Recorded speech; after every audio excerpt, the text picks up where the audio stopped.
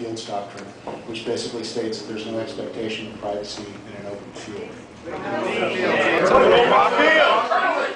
We're talking about property. And could you specifically say why driveways with no trespassing signs and closed gates are considered to be part of an open field and not obviously an access to private property? It's my understanding, and the district attorneys can probably give a much better explanation of this, is the curtilage is the area immediately around your house. And they came directly to my house, even though I'm not named on the warrant. And so that's where they stop, is at the curtilage, is somewhere. But they didn't.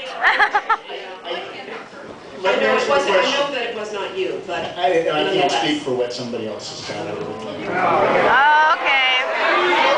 Pass the buck. Pass the buck. Let's not waste a bunch of time with yelling at him. In regards to your comments after the last meeting we had where we talked to the parking lot, I did talk to the deputy in charge of the marijuana unit, and I asked him in the future, when you're with me on an inspection warrant, please don't do open field investigations.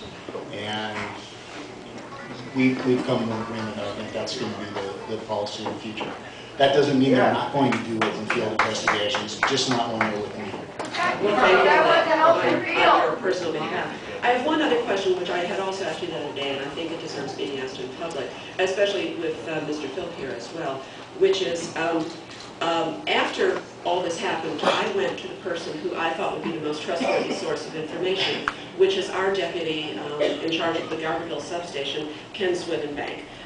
We know him, we trust him, and he knows the neighborhoods.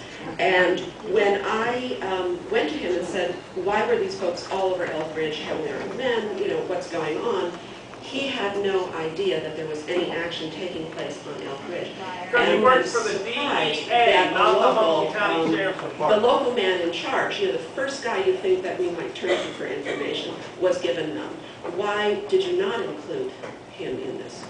And again, if, as Officer Desideer said in the North Coast Journal, it's an officer safety issue. We can't go on code inspections without backup. Why didn't you choose a local guy rather than agents from around the area? I take it this question is directed at me, at least initially. Well, to both you and Sheriff Phil. In the question at hand, where on Elk Ridge, that was probably oversight.